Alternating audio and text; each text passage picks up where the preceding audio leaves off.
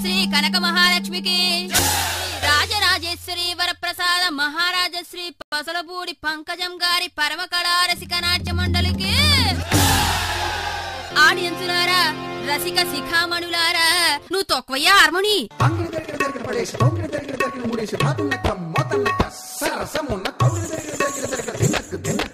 గుండె గుబులు నీ జంగకు వదిలి, ముందు వెనుకలు ముంగిట వదిలి, ఊరి సంగతి ఊరికి వదిలి, దారి సంగతి దారికి వదిలి, తప్పు ఒప్పులు తాతల కొదిలి, సిగ్గు ఎగ్గులు చీకటి కొదిలి, తెరలను వదిలి పొరలను వదిలి, తొలి తొలి విరహపు తెరలను వదిలి, గడులను వదిలి ముడులను వదిలి, గడబిడలన్నీ గాలికి వదిలేసి ఎగిరిపోతే ఎంత బాగుంటుంది, ఎగిరిపోతే ఎంత బాగుంటుంది.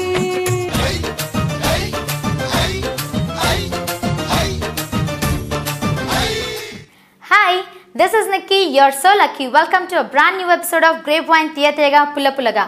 మీకోసం సరదాగా ఓ 4 మాటల మీకోసం టాలీవుడ్ ఇండస్ట్రీ నుంచి మోసుకొచ్చాను. Let's take a look on that.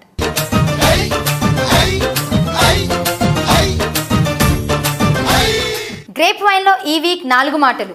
Raviteja బాలయ్యతో ఢీ కొట్టడానికి రెడీ. వెంకినే భయపెట్టిన నాగవల్లి. బామ్మ పాత్రను చేస్తా కానీ అమ్మ పాత్ర చేయనంటున్న సిమ్రన్. అమ్మాయిలను మోసం చేసిన బన్నీ. జనరల్ గా అమ్మాయిల వెంట అబ్బాయిలు పట్టడం కామన్, హీరోయిన్స్ వెంట హీరోస్ పట్టడం కూడా కామన్. కానీ ఒకే హీరోయిన్ టాలీవుడ్ లో ఉన్న హీరోస్ అందరి వెంట పడుతుందంట. అదేనండి, టాలీవుడ్ ని ఒక 10 ఏళ్ల పాటు ఊపిన సిమ్రన్. కుర్రకార్లు మనసు దోచుకుంది కదా.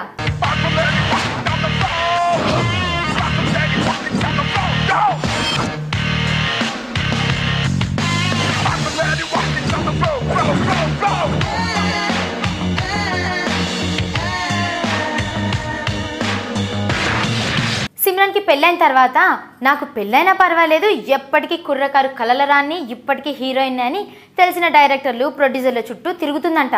నా లైఫ్ ఏంటో నాకు క్లియర్ గా తెలుసు. అంతేకాదుండీ, ఆఫర్స్ కూడా ఇస్తుందంట.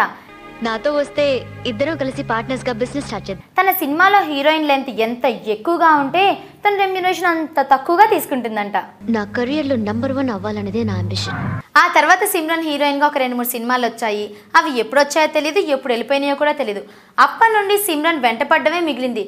కానీ ఏ ఒక్క డైరెక్టరు తనని సినిమాలో హీరోయిన్ గా తీసుకోవడానికి వెంటపడట్లేదంట. అదే అర్థం కాక మీ హెల్ప్ కోసం వచ్చాను. ఇలా ఆలోచిస్తున్న టైంలో నేనే ప్రొడ్యూస్ చేస్తే పోలా అని సిమ్రన్ సొంతంగా బ్యానర్ స్టార్ట్ చేసిందంట. మరి బ్యానర్ సక్సెస్ అవ్వాలంటే ఇండస్ట్రీలో టాప్ హీరోల్లో ఎవరో ఒకరు బ్యానర్లో నటించాలి. ఈ రీజన్ వల్లనేమో సిమ్రన్ టాప్ హీరోస్ అందరి చుట్టూ నువ్వే కావాలి నా బ్యానర్లో నువ్వే నటించాలని వెంటపడుతుంది. ఆడది తలుచుకుంటే ప్రపంచ యుద్ధాలు సృష్టించడమే కాదు, ప్రపంచంలో సాధ్యం కాదు అన్నది సాధించి పెట్టగలదు. ఇలా హీరోల వేటలో ఉన్న సిమ్రన్ కి సడన్ గా ఓ రోజు ఫోన్ కాల్ వచ్చింది. లిఫ్ట్ చేస్తే, మేడం నేను ఒక డైరెక్టర్ని మాట్లాడుతున్నాను, మీకోసం ఒక స్క్రిప్ట్ రెడీ చేశాను, అందులో మీరు యాక్ట్ చేస్తేనే చాలా బాగుంటుంది అని చెప్పాడంట.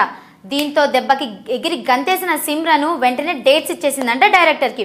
అతను ఇంటికి రావడం జరిగింది, కథ వినిపించడం జరిగింది. సిమ్రన్కి కూడా నచ్చేసింది ఆ కథ.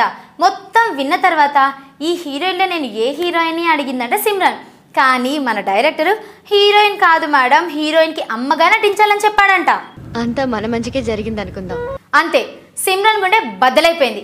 అమ్మాయిని అనుకున్న నన్ను అమ్మగా చేయమంటావా అని డైరెక్టర్ ని నాన్న చివాట్లు పెట్టి పంపించేసిందంట.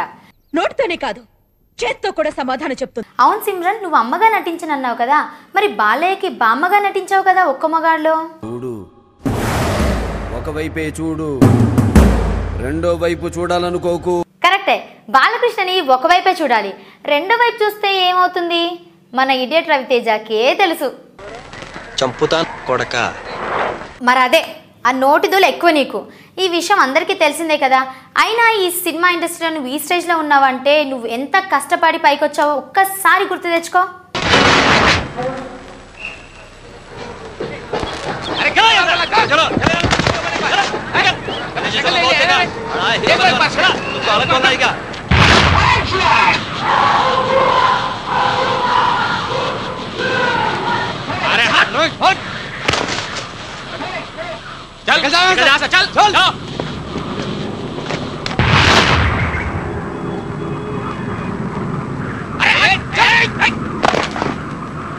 तेरे को हीरो बनेगा तू एक बार बोला समझ में नहीं आता शक्ल देख నేనయ్యా ప్రొడక్షన్ మేనేజర్ సత్యం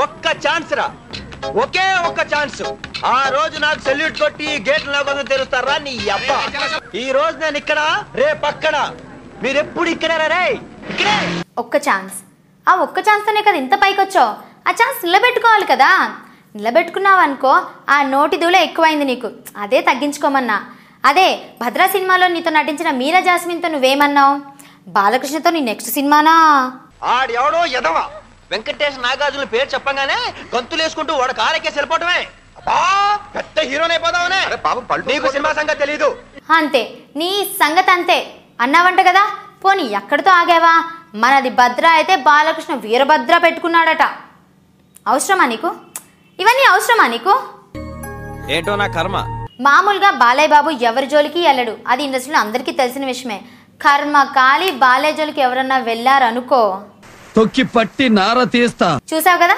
ఆ ఫోర్స్ చూసావు కదా అలాంటిది నువ్వు అతని చేతి వాటం కూడా బాగా చూసావంట కదా ఎక్కడ మొదలు పెట్టావో అక్కడే ఆపేయి లేకపోతే నేనెక్కడ ఆపానో అక్కడి నుంచి మొదలు పెడతా అంటే నువ్వు బాలకృష్ణకి నేను పోటీ అని డైరెక్ట్గా అనలేదనుకో బాలకృష్ణని రియల్ లైఫ్లో కాకపోయినా సినిమాల్లోనైనా నేను విజయం సాధించాను అనుకుంటున్నావని ఇండస్ట్రీ మొత్తం టాక్ ఏది ఏమైనా ఈ సంక్రాంతికి బాలయ్య పరమవీర చక్రకి నువ్వు మిరపకాయ అవుతావో లేకపోతే నీకు నువ్వే మిరపకాయగా మిగిలిపోయి ఇడియట్ అవుతావో చూడాల్సిందే ఎనీవేస్ ఆల్ ద బెస్ట్ నీ కిక్కు నీదే కదా రవి తెల్లతోలు ఉండగానే సరిపోయే బోల్డ్ అదృష్టం ఉండాలి let's move on to another grape wine తీయగా పుల్లగా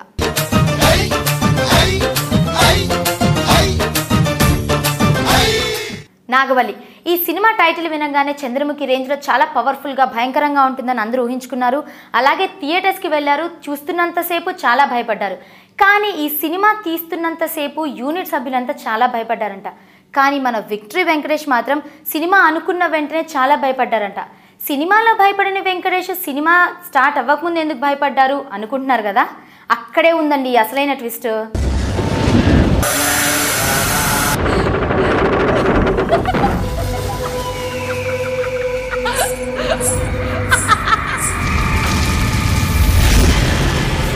చంద్రముఖి నాగవల్లి సినిమాల్ని ఫస్ట్ కన్నడలో ఆప్తమిత్ర ఆప్తరక్షక పేర్లతో తీశారు అవి సూపర్ డూపర్ హిట్స్ కూడా అయ్యాయి సో ఈ సినిమాలో హీరోయిన్గా నటించిన సౌందర్య మాత్రం కొన్ని రోజుల తర్వాత చనిపోయారు హీరోగా నటించిన విష్ణువర్ధన్ మాత్రం కొన్ని రోజుల తర్వాత కూడా చనిపోయారు ఈ విషయాలే కాకుండా ఇంకొన్ని ప్రమాదాలు కూడా జరిగాయంట పాప వెంకటేష్ని ఈ విషయాలే అనుకుంటా భయపడడానికి కారణమయ్యాయి ఎలా ఉండేవండ్రా పాపం వెంకటేష్ కథ మీద కాన్సన్ట్రేషన్ కంటే ఇలాంటి ఇన్సిడెంట్స్ మీద ఎక్కువ కాన్సన్ట్రేషన్ పెట్టానేమో అంత భయపడ్డాడు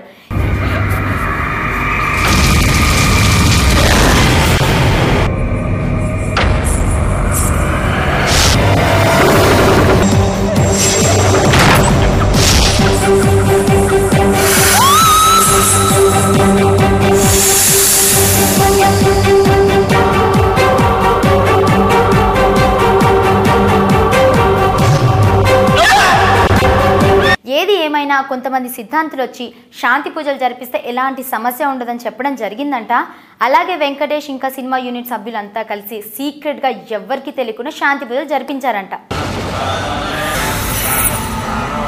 అయినా వెంకీ నువ్వేంటి ఇలాంటి సిల్లీ సెంటిమెంట్స్కి భయపడ్డావు any time any centre single hand Ganesh అంటావు కదా ఎంతైనా నువ్వు చావునే జయించిన దేవీపుత్రుడు వెంకీ ఇదేంటి నువ్వు దానికి సపోర్ట్ చేస్తావు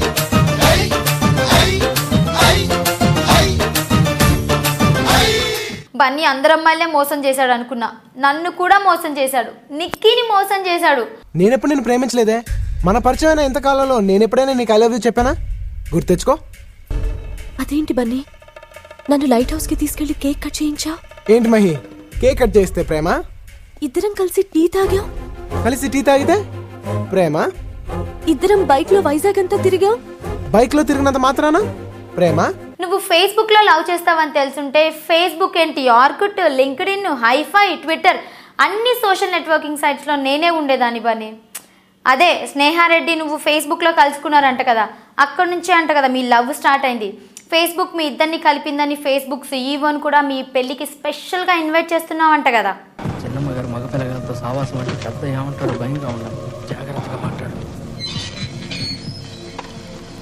ఆగప్ప ఎవరి పిల్లగాడు చిన్నమ్మ స్నేహితుడు పట్నం నుంచి వచ్చినాడు అట్టా చూస్తామైంది పెళ్లి చూసిపోదామని వచ్చినాడు. ఇవన్నీ నాకెలా తెలుసు అనుకుంటున్నావా? ఫిలిం నగర్ టాక్ అక్కడ, అండ్ నాకు తెలియకుండా ఉంటుందా గ్రేప్ వైన్ నిక్కి ఇక్కడ. అయినా నీ గురించి మాట్లాడి వేస్ట్, నాతో మాట్లాడకపో. నువ్వు నా గుండెల్లో ఉన్న ఫీలింగ్స్ చెప్పుకోలేక ఎంత బాధపడ్డానో మీకేం తెలుసు మేడం. ముసుగులో గుద్దులాట్లు ఎందుకు? నా మనసులో ఉన్న మాట చెప్పేస్తాను. నాకు ఆ అమ్మాయి అంటే ఇష్టం, విపరీతంగా ప్రేమిస్తున్నాను. మీరేం చేస్తారో నాకు తెలియదు. మీరందరూ కలిసి అమ్మని కన్విన్స్ చేసి నాకు అప్పచెప్పేస్తే సంకలో ఎట్టుకెళ్ళిపోయి పెళ్లి చేసుకుంటారు. అది మ్యాటర్. నా ఈ విషాద గాథని పక్కన పెట్టేసి నెక్స్ట్ వీక్ క్వింటాల్లో కొద్ది గ్రేప్ వైన్ మీ ముందుకు తీసుకొస్తుంది Nikki. Till then take care and keep smiling. Bye. Shri కనక మహాలక్ష్మికి, రాజరాజేశ్వరి వరప్రసాద మహారాజశ్రీ పసలపూడి పంకజం గారి పరమ కళారసిక నాట్య మండలికి, ఆడియన్సులారా, రసిక శిఖామణులారా, నువ్వు తొక్కవయ్యా హార్మోని.